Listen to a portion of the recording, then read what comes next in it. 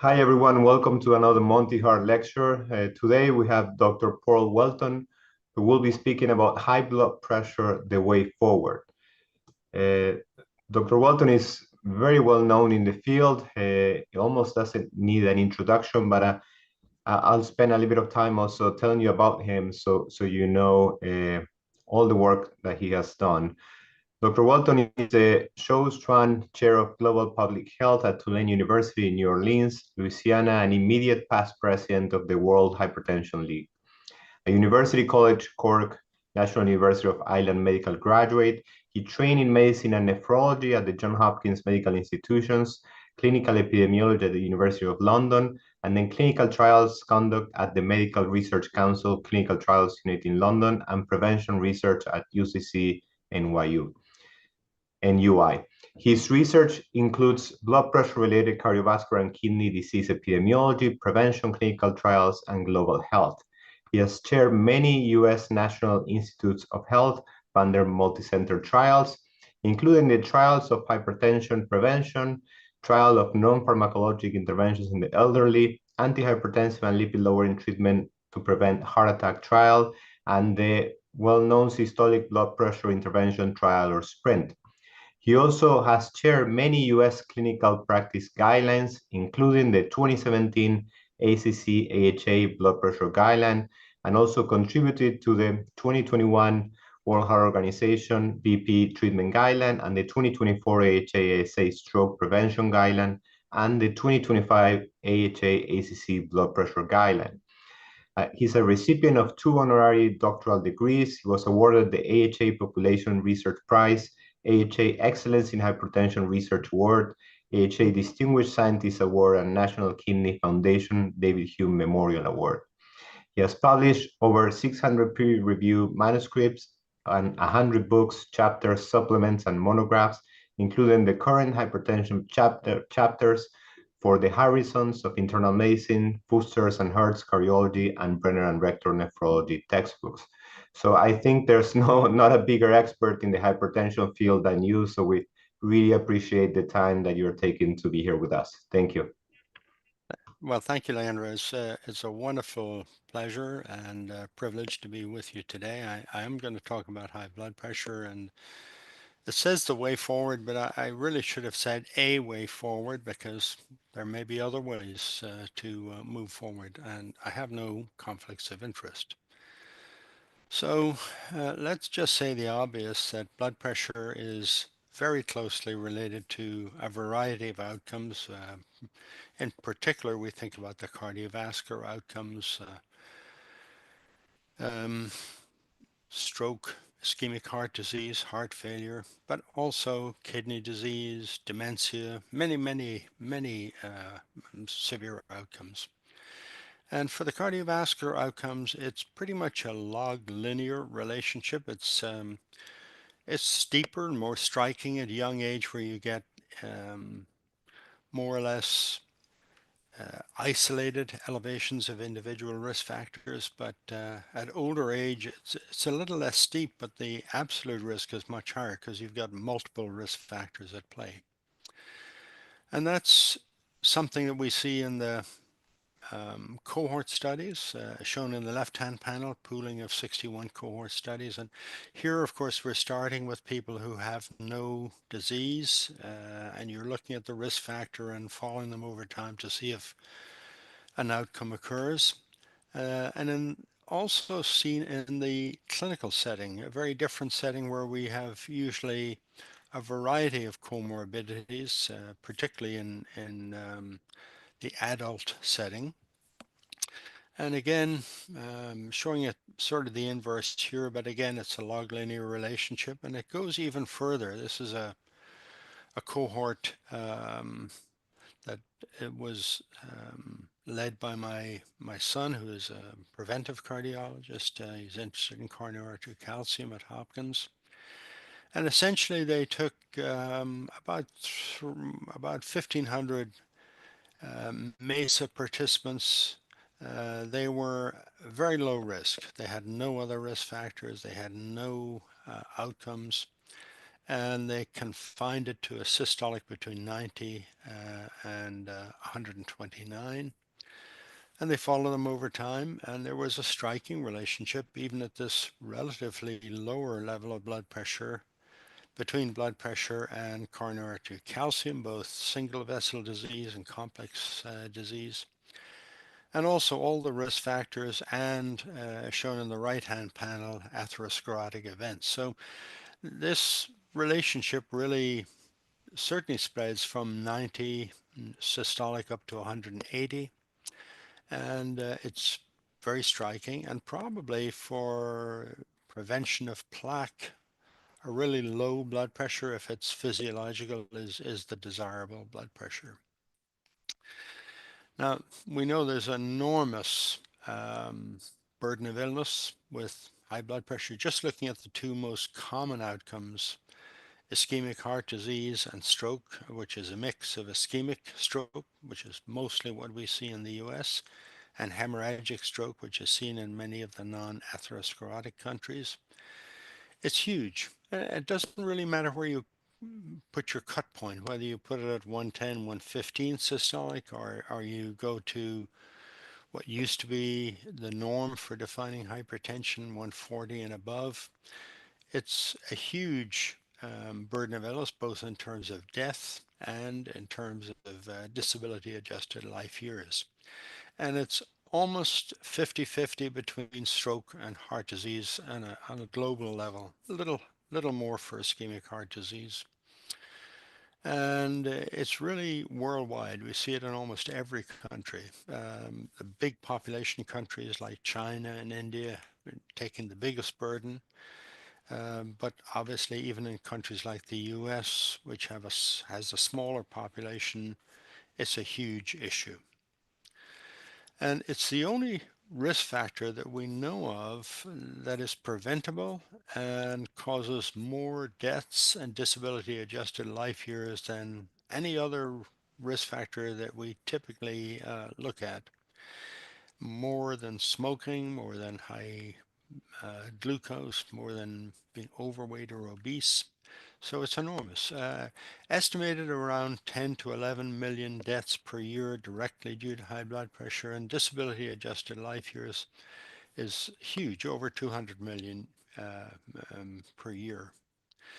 Now, obviously, we know how to manage it. It's pretty straightforward. At the lower pressures, we are focusing on lifestyle for the most part. Um, and at the high pressures, when you get to what one might call stage 2 hypertension, 140 and above, systolic, combining lifestyle and antihypertensive drug therapy, and then in between stage 1, 130 to 139 systolic, trying to understand whether somebody has high underlying cardiovascular risk, either because they've had an event already or they, on the prevent risk estimation, have a high risk. With prevent, it's 7.5% or more over the next 10 years. Or they have some phenotypic indication of risk. Stage 1 hypertension in combination with diabetes or chronic kidney disease or older age. These combinations almost always signal high risk. And not only do they signal high risk, but high risk tends to occur earlier in life. For diabetes, it's about 12 years earlier than the average. And for chronic kidney disease with stage 1 hypertension, the median for high risk occurs about 7 years earlier. So whenever we see somebody who has a high underlying risk, it's really a strong indication that antihypertensive medications should be added to non-pharm approaches. And that's about 30% of people in that category of blood pressure. For those who are not currently at high risk, they obviously need close follow-up. They should be managed with non-pharm, mostly lifestyle. And if over the next 3 to 6 months with good non-pharm interventions, they don't really lower their blood pressure, it is reasonable to add monotherapy. Now, we know the approaches to treatment, they're fairly straightforward. They're very well demonstrated. So for non-farm, it's basically weight loss, healthy diets. All healthy, heart healthy diets will lower blood pressure. The DASH diet is particularly well suited because it was developed specifically to lower blood pressure. Reducing dietary sodium intake with behavioral approaches, and now we have very good evidence that for those who do most of their food preparation at home using salt substitutes, typically there are about 25% substitution of sodium by potassium. These are very effective for reducing sodium intake about 20%, reducing blood pressure 5 to 7 millimeters, and reducing all cardiovascular outcomes. So it's a rather simple and easy way for somebody who does a lot of the food preparation at home. All forms of physical activity lower blood pressure. The classic approach is, of course, a mix of aerobic and dynamic resistance exercise, but interesting and surprising to me, isometric resistance, where you don't move the joints, you tense the muscles, yoga poses, planks, those sorts of exercises. They pretty consistently show pretty impressive blood pressure reduction. Now, there are not as many trials, and the trials are not as high in quality as for aerobic exercise, but nonetheless, it's surprisingly impressive. And we know now with alcohol consumption that abstinence is the optimal approach. And if somebody really decides that they do want to drink, moderation, less than 2 standard drinks per day for men and 1 standard drink per day for women. In the 2025 guideline, we added stress reduction. It's not unreasonable. Nobody wants added stress. I would have to say the quality of the trials here is rather poor, but it's a reasonable addition. And for drug therapy, again, all guidelines are pretty much identical. If there's a compelling indication for a drug that also lowers blood pressure, obviously that comes first. If there's no compelling indication, then some combination of diuretics, preferably long-acting agents like chlorthalidone or indapamide, a dihydropyridine, calcium channel blockers, ACEs or ARBs, that makes sense. That's the norm. And as I say, it's a combination is the norm. Monotherapy should be the exception for somebody who is really close to the cut point for definition of hypertension. And the combinations should be logical, diuretics or CCBs with ACE or ARBs. And if they're still uncontrolled, then going to triple therapy, diuretic, CCB, and either an ACE or an ARB. And if they're still uncontrolled with good therapy with those 3 agents and non-farm, really trying to understand why they are resistant. And most apparent resistant hypertension is due to either poor adherence, they have white coat hypertension. Are there some other factor that you can usually find that explains why their blood pressure is high? If they're truly resistant, then I think that's a time for a careful workup, looking for underlying causes, and adding mineralocorticoid receptor antagonists like spironolactone at low doses or other agents. But it's very unusual to be unable to control high blood pressure. So we know the goal for managing high blood pressure, and we've pretty much set that at less than 130 over 80. I will tell you that when we were writing the 2017 guideline, there were already meta-analysis that suggested lower pressures were better. I show one here in the right-hand panel. This is from our group. It's a network meta-analysis, very statistically powerful, and you'll see that 120, 124 was better than 125, 129. And that's true for all of the individual cardiovascular outcomes. And you might say, well, why did you not recommend a lower pressure in 2017? And the answer is really that these meta-analyses were based on blood pressure differences in three types of trials: drug versus placebo, more versus less intensive, and randomization to different blood pressure targets. Now, the latter group of trials would, of course, be the gold standard. And at the time, we only had one of those trials. It was Sprint. And we were impressed by it, but we wanted to see more evidence. Since that time, we have a lot of additional trials. We have 8 looking at less than 130 and 5 looking at less than 120. And I just show them here. You'll see the acronyms on the top. You'll be familiar with most of these. And you see the blood pressures for intensive and for control. The nice thing is these trials really encompass a lot of different, excuse me, a lot of different settings. So there are trials done in the US, trials done in Japan, trials done in China. They include people who are older. They include people with diabetes. BP Road is 100% diabetes. Spirit is 40% diabetes. They include people with CKD. Sprint was about 30% CKD. They include people with stroke. SPS3 was 100% stroke. So we've got a nice mix of people from different settings with different comorbidities. And we've got different designs, 2-arm parallel trials, factorial designs, and even a cluster design trial.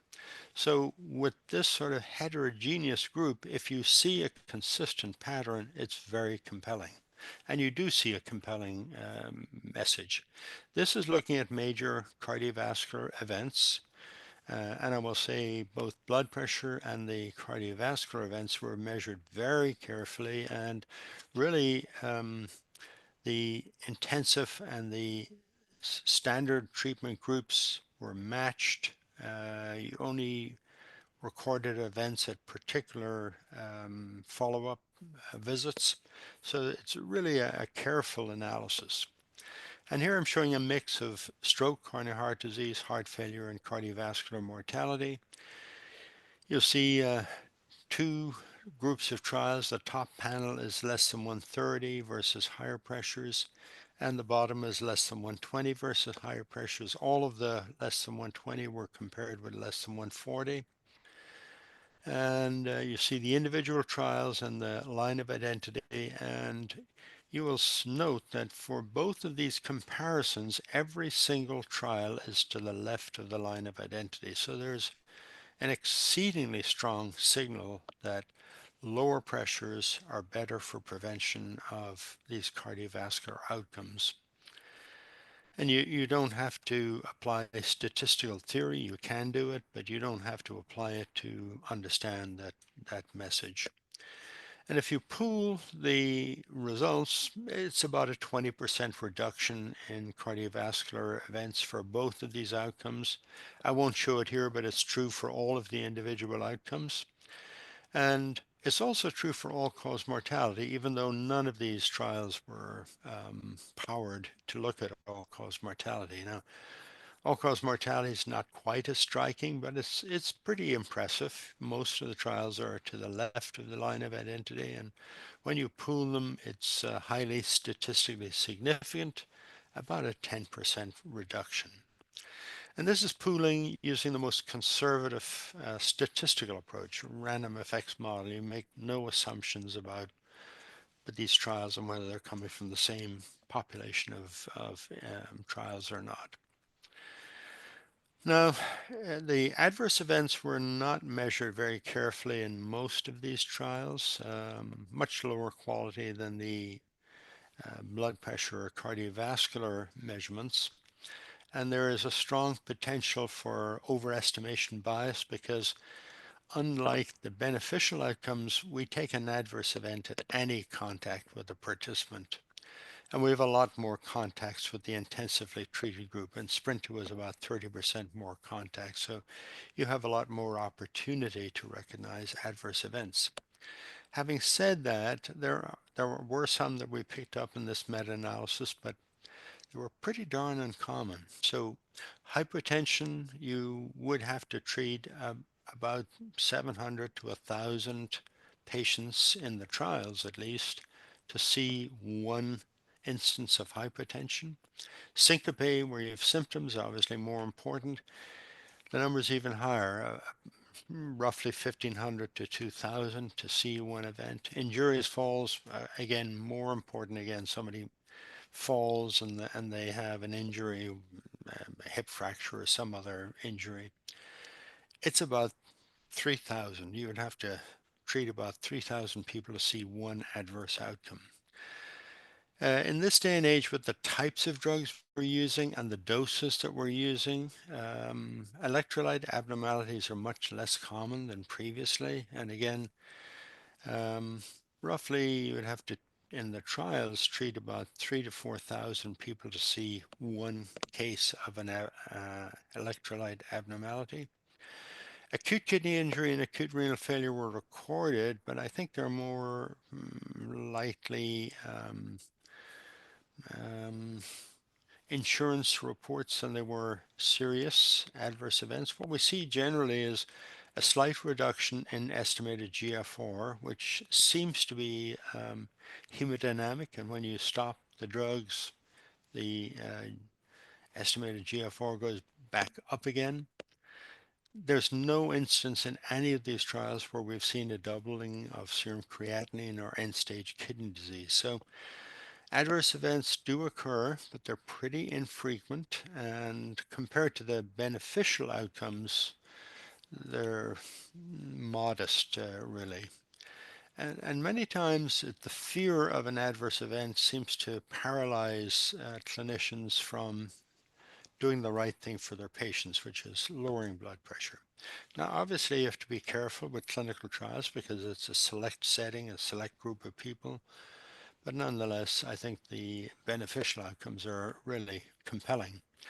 And that led us in the 2025 guideline to suggest that in those who have high underlying cardiovascular risk, certainly systolic blood pressure should be reduced to less than 130, and we encouraged achieving less than 120 if that was feasible. Um, we made the same recommendation in those who were not at high cardiovascular risk, but the strength of the recommendation was much lower and the quality of the evidence supporting the recommendation was much lower. And we stuck with the same diastolic that we had in 2017, less than 80 in both of those settings. We also recognize now that lowering blood pressure is very beneficial for prevention of cognitive impairment and dementia. And in SPRINT, we saw a very striking difference. We saw it very early on. Within 6 months, the intensively treated group had less cognitive impairment than the standard treatment group, and that was there throughout the trial.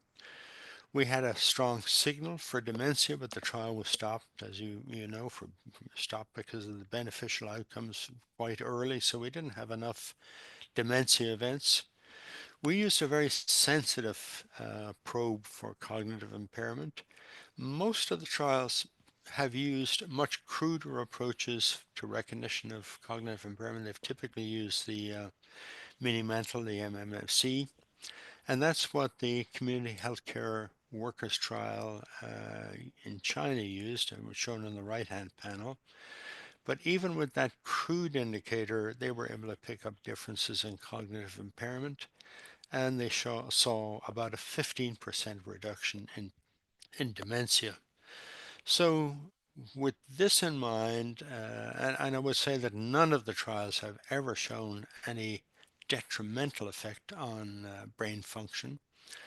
We also put in a recommendation for blood pressure lowering based on cognitive impairment and dementia. We said at least less than 130. And there'll be more information coming out around this area, and I suspect we may over time go to lower pressures for this indication as well. Now, most of the guidelines have gone to lower pressures. Every guideline, of course, recommends less than 140, and most guidelines recommend less than 130, either as the immediate goal, or some of them recommend go to 140, less than 140 first, and then if patients are doing well, go to less than 130. And the more recent trials are really looking at lower pressures. So the European Society of Cardiology says 120 to 129, but aim for 120. We say less than 130, but preferably less than 120. Australia and Canada say, and especially in high-risk individuals, go to less than 120. So we're aiming for lower pressures if that's feasible. Now, last thing I want to say on this score is that this is the most incredibly cost-effective therapy. It is well demonstrated as being cost-effective in high income settings and also in low income settings.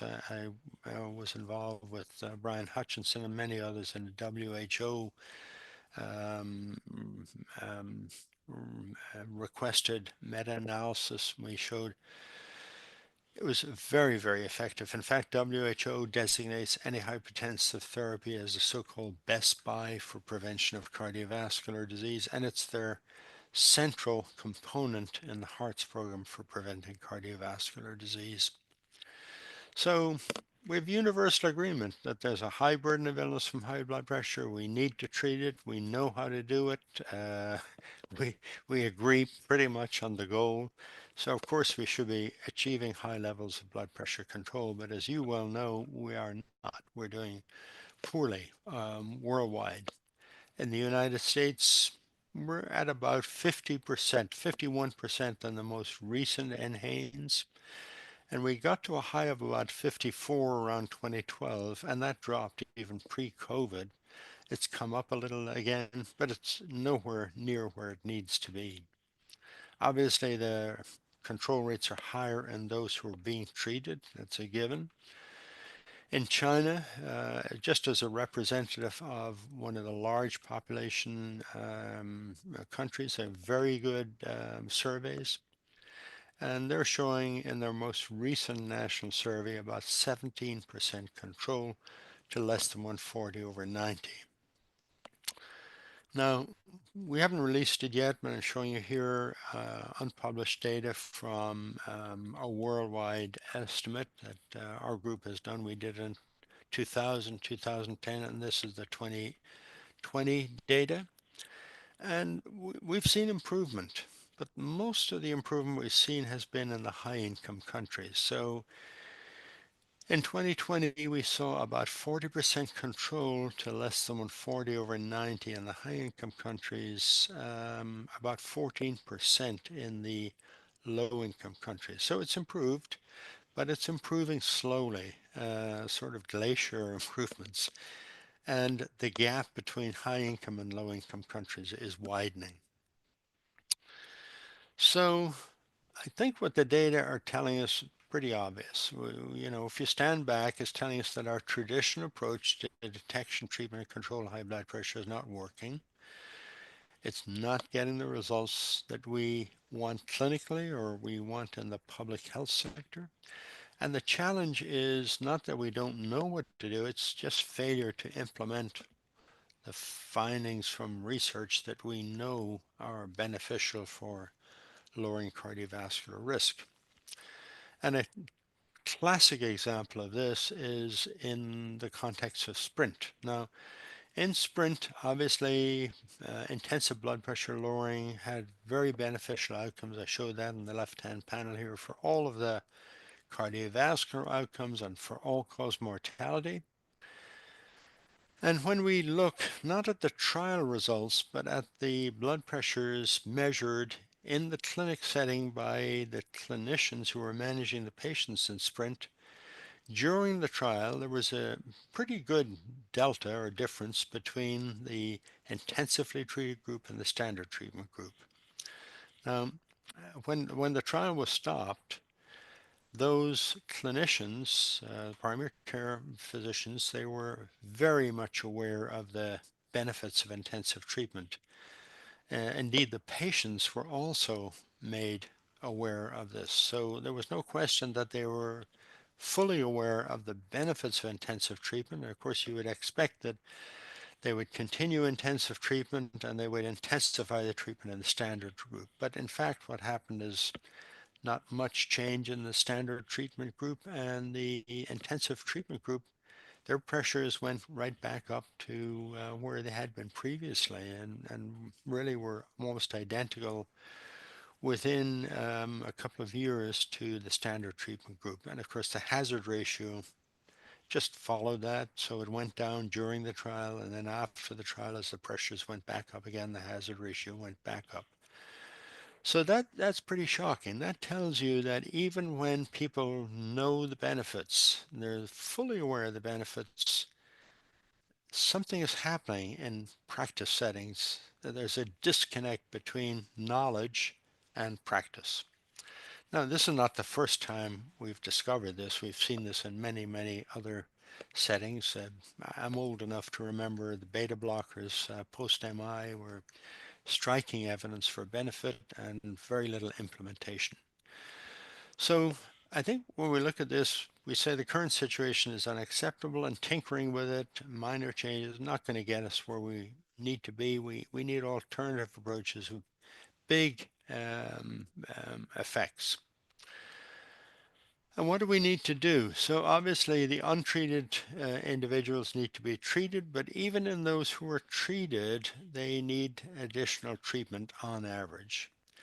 So when we look at the trials, they're generally reporting blood pressures as means or medians. They're very similar in almost all of these trials. And at that level of blood pressure, 50% are going to be controlled, so their pressure is below that point, and about 50% are going to be above or uncontrolled. To get to less than 130, you would need a mean, in 70 to 80% of people, you would need a mean systolic blood pressure less than 120. So if that's our primary goal, we've got to get the pressures down. The mean or median is somewhere around 130 or maybe a little higher than that. So we've got to get down 10 to 20 millimeters of mercury in those who are on average, those who are already being treated, and obviously a lot more in those who are not yet treated, around 20, 25 millimeters of mercury. There are a number of approaches that will allow us to do that. They're pretty well proven. Implementation science strategies, there are a number of them. Team-based care, multi-level strategies, health coaching, electronic decision support systems, home blood pressures, provider training, audit and feedback. We showed a number of years ago in a meta-analysis led by my colleague Catherine Mills at Tulane that team-based care was very, very, very beneficial. And especially if somebody in the team, other than the physician, was able to administer or oversee the drugs. Usually it's under the supervision of a physician, but if they can do that and they can follow simple algorithmic approaches, and most people have uncomplicated high blood pressure. Some of the other approaches, multi-level strategies with no team-based approach, health coaching, electronic support decisions, um, you know, many involving telehealth. Home blood pressure monitoring definitely engages the patient in their own care. It's very, very helpful. Provider training, audit, and feedback. All of these work, and they're not mutually exclusive. And the trials that have included these combinations have typically yielded about 10 millimeters of mercury systolic additional blood pressure reduction. If it's done very well, as it was in the community health care trial in China, they got 23 millimeters of mercury systolic. The second thing that is really beneficial is single pill combinations. And we now know that most of the blood pressure effect is seen at lower doses, typically at about a quarter dose. There is additivity of effect when you combine the agents. Um, Again, my colleagues and I have published a large meta-analysis quite recently in Lancet, about 500 randomized controlled trials led by Nathan Wong. And this is looking at treatment versus placebo. So for monotherapy, we saw about a 9 millimeter reduction in systolic. It was fairly similar across most classes. The diuretics a little bit better than the others. The beta blockers, the least effective for lowering blood pressure, but they were all pretty similar, and there was a good deal of heterogeneity across the trials. For dual combinations, we saw about a 15 millimeter of mercury reduction in systolic blood pressure. Um, Now, I would say for new onset hypertension untreated, you need about 25. So you're getting a good deal of the way here, but you're not getting the whole way. So dual therapy really ought to be the standard, unless somebody is very close to the cut point for hypertension. Adverse effects, very rare at low doses. They're rare anyway, but they tend to be dose related, unlike the blood pressure effect. And at low doses, they're very, very uncommon. And idiosyncratic reactions are almost non existent, so it's quite safe to combine these agents. So the rationale for single pill combination therapy is very strong, and we were a little cautious in the 2017 guideline because the cost of these agents was high at the time. Now we have a lot of these agents and the cost has come down. And this is looking at initial therapy with initial triple therapy. And I really just wanted to show compared to placebo, whether you're looking at home pressures or clinic pressures, you'll see here that you get almost all of the blood pressure effect at quarter dose. And in fact, in that meta-analysis that I just showed, going from lower doses to high doses got you very little additional blood pressure reduction. So going from a quarter dose to full dose got you about 2 millimeters additional systolic, both for monotherapy and for dual therapy. So combining agents is much more important than going to higher doses. And triple therapy, we have triple and quadruple therapy. It seems to be very beneficial. Gets you good blood pressure control. I'm showing it here for one of the newer agents that I like because it has a long-acting diuretic involved. But these agents are at the moment relatively expensive. There will be more of them. There's two on the market in the US and the third one coming on this fall. There'll be more of them and they'll be cheaper over time.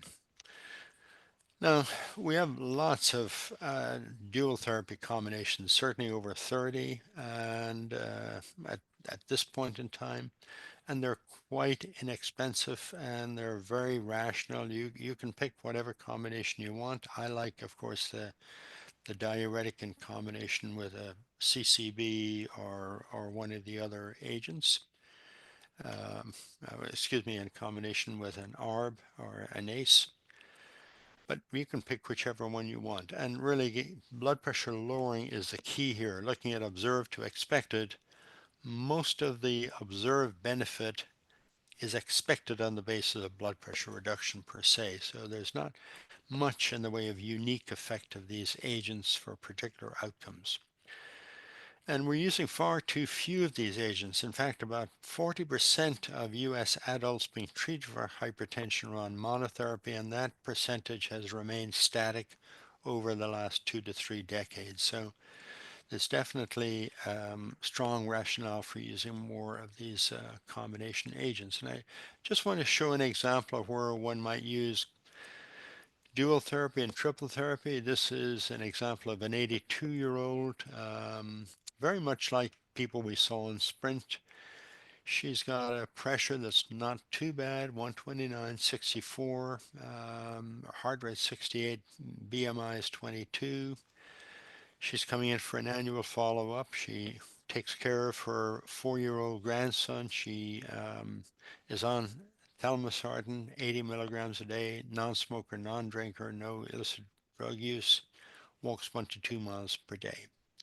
So what do you advise this person? Well, I would say, first off, she's outside the range, of course, for risk estimation using Prevent, but nonetheless, we know that she's at high risk. Anyone who is 80 years of age or older is at high risk, and she probably has a 10-year risk of at least 30% or more.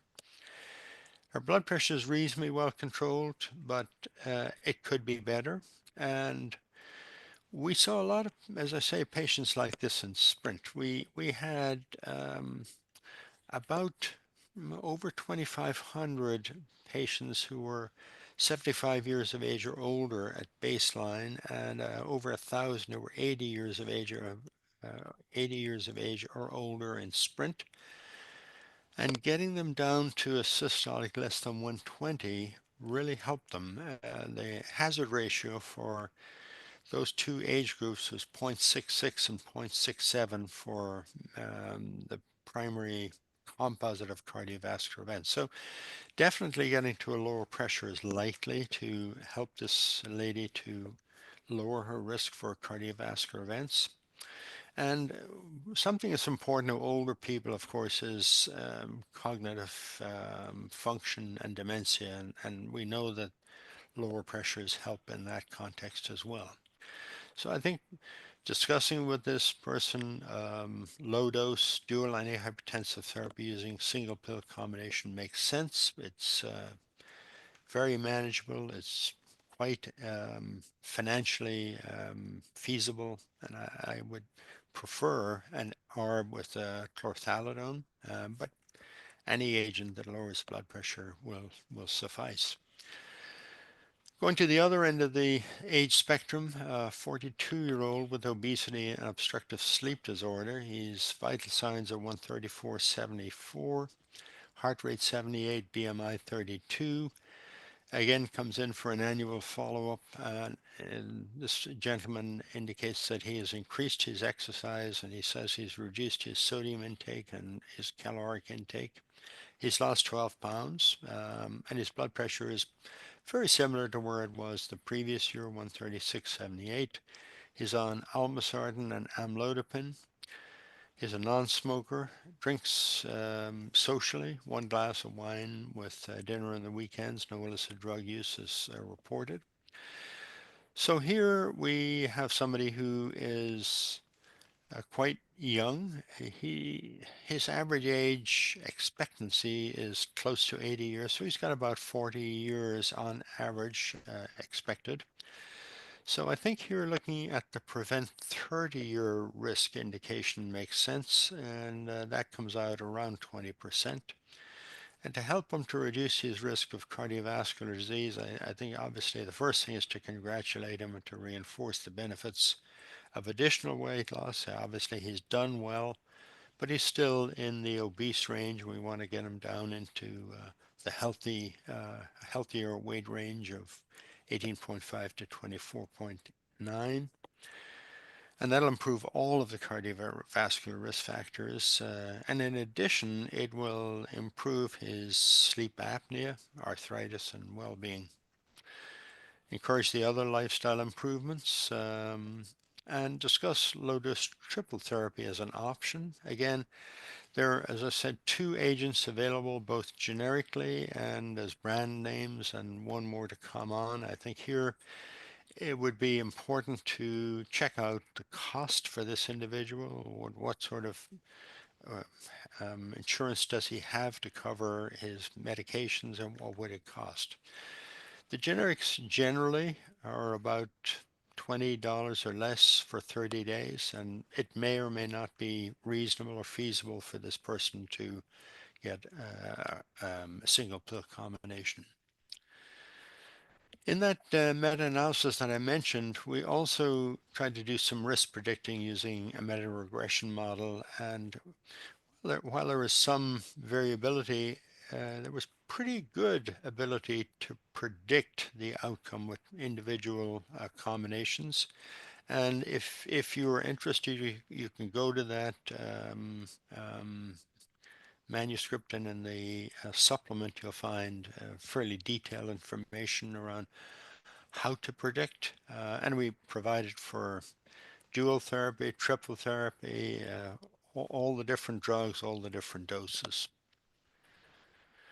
Now, a lot of what I've been talking about is combined in the Hearts program. This is the WHO initiative, global initiative. It's a first large initiative worldwide to lower blood pressure. And you can see it's a combination of health promotion, simple evidence-based protocols, algorithmic approach, reliable access to effective and affordable medications with an emphasis on single pill combinations, risk-based management, and providing care in convenient community-based settings that are patient-centered and provided by a team and use accurate blood pressure measurement, and using information systems to track progress and trigger rapid case management when things go awry. That's the basis of Hearts, and I'm very excited about Hearts. We're now active in 28 countries in the Americas and all across the world. And again, this approach has been used in clinical settings. Kaiser Permanente in Northern California is the classic example, but there are many other systems, including the VA and Geisinger and many others that have employed this approach, and they've really taken their blood pressure control rates up dramatically. And as things have gone, as time has gone by, they've incorporated different facets of what I've been talking about before.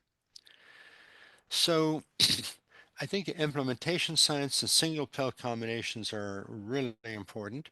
Milepost visits we used in most all of the intensive treatment trials are very, very helpful for addressing therapeutic inertia. And a milepost visit is a visit where you say it doesn't matter what the explanation is, if the blood pressure is not controlled, a new agent from a different class of antihypertensive therapy is going to be added. And that's not used in practice as much as it should be, but is very effective for addressing therapeutic inertia. There are a new class of oral agents coming down the pike. There are new long-acting injectables. They're theoretically very, very interesting. There are a lot of small interfering RNA agents. They're being used for a lot of different um, interventions, but for blood pressure, it's primarily they're being used to block angiotensinogen production in the liver, and that obviously is intended to block the production of angiotensin 1, angiotensin 2, aldosterone, etc. They haven't been as dramatic in the early trials as we would like. In resistant hypertension, they've shown about a 5 millimeter reduction in blood pressure. They're not FDA approved yet, but they're interesting. Device therapies are approved. The renal nerve denervation are FDA approved. Again, they're not as dramatic as one would like, about 5, at the most 7 millimeters reduction for on average. And they really ought to be reserved for people who have really failed more conventional therapy, and it's quite expensive. Comorbidity treatments, very effective when appropriate. GLP-1 would be the classic, agonist would be the classic example. And GLP-1s are FDA approved for use in obese patients who have failed more traditional approaches to management of overweight and obesity. They're also FDA approved for overweight with a BMI of 27 or above combined with an additional risk factor, in this case high blood pressure. They're very good at lowering weight and of course lowering blood pressure. They do have a lot of side effects, particularly GI side effects, and very rarely severe side effects like pancreatitis, but if somebody doesn't have side effects, they're very effective. They are expensive, and so they need to be used sensibly. Um, the SGL2s also have some effect, but not enough to have the FDA identify them as antihypertensive agents. They will get about 5 millimeters of mercury at most. Technology is obviously we're using it a lot. We sometimes don't really realize it's being used, but it's being used a lot, and there is a lot of movement in this area. There's a lot of interest in machine learning for individualization of therapy. It's not there yet, but I suspect in the future it will become more important. So we have a number of approaches that can be used to lower blood pressure. So in summary, we agree on the need. We know what to do, but we're just not doing it as well as we would like. We've got to do better, and we we have to increase awareness and treatment, and we have to get the mean systolic blood pressure down by 10 to 20 millimeters of mercury. The things that'll help us to get there are facets of implementation science, use of single pill combinations, milepost visits, and then a variety of other things that are either FDA approved currently or coming down the pike, newer oral and long-acting injectable agents, device therapies, comorbidity treatments, and greater use of technology. Globally, there's really a fantastic interest right now in the Hearts Initiative, which is going on worldwide, and I think it's really important and has the potential to make a very big difference. I want to thank you for inviting me to be with you today. I also want to thank you for all you do to prevent, treat, and control high blood pressure. It's been a pleasure and a privilege. Thank you. Thank you so much, Dr. Welton. That was an amazing lecture. I really, really enjoyed it. In particular, we see a lot still of this blood pressure good for age when people are in the 70s or 80s, systolic in the 150s. And unfortunately, we still see it too often. Hopefully, this will change. You see there the CME code for everyone that is watching. Please place your questions in the Q&A, and we'll go through them. I'll start with one from Rob Osfeld, our Director of Preventive Cardiology.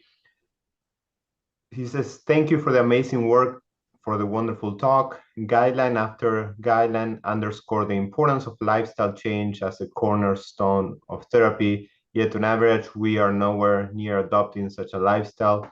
Yes, how do you suggest we work to make the healthy choice, the easy choice on a societal level? And how do you suggest to encourage physicians to promote such changes with their patients? Well, I completely concur. Lifestyle is the underpinning of all cardiovascular outcomes. I mean, we probably all agree it's a three-legged stool. It's diet, physical activity, and smoking. Those are the three things, and then they manifest with all these risk factors like high blood pressure and lipids and so on. So no question it's important. No question it's difficult to change lifestyle. There are so many factors in the way, but that shouldn't prevent us from trying and from trying to help our patients to change their lifestyle. There are some easy approaches. I think, what I would say is with a patient, try to understand where the lifestyles are furthest off the rails and where somebody is willing to make a change. If they're drinking alcohol, but they tell you, I'm not going to change, I like my drinks, there's no point in beating a dead horse. So I think picking things that will work for somebody, and I think doing it one at a time, because if you overwhelm somebody with too many changes, they'll just do nothing. So I would pick what works. Things in sodium replacement with salt substitutes. If somebody is really eating at home a lot and they're not eating out too much, that can be really simple and really effective. So there are some simple approaches, but it is not easy. I recognize that, and we do know with things like exercise, intensive exercise is great. It's really good for fitness, but for lowering blood pressure, moderate exercise. I used to be an avid cyclist, and my children have stopped me from cycling right now. So I walk. I walk briskly, and that's very effective for getting blood pressure down. So that's a long answer to a simple question. Thank you very much. No, I love the approach, finding, in the personalized medicine how we want it also for the lifestyle interventions. You talked about alcohol, and we'll continue with the different questions, but I thought alcohol makes a particular, point to ask about it. You've shown in some papers different effects on low amount of alcohol for men and women. What's your intake on that, on below the maximum recommended effects on blood pressure per gender? Yes, we've known for years and years that alcohol is a pressor, and the real question has been, at very low intakes, is it detrimental or not? WHO has always said there's no safe level for alcohol intake, and they've always recommended abstinence. Most guidelines, including in the US, we've recommended, if at least be moderate.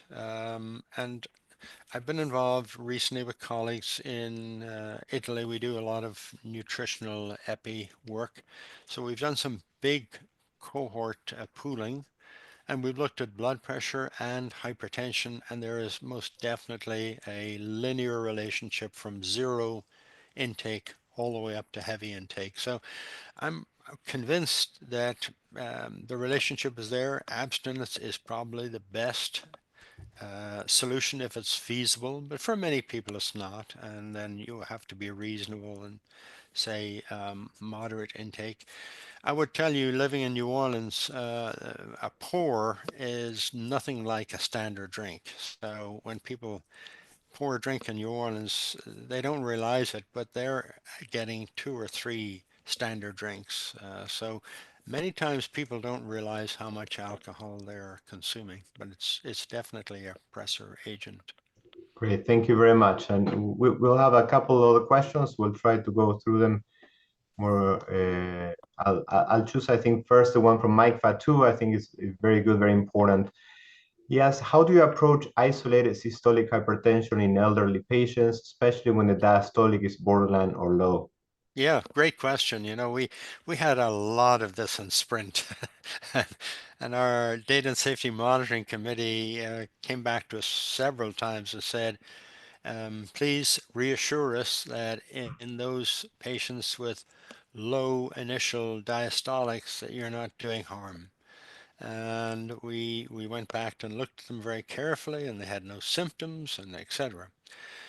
And we looked at this rather carefully in Sprint.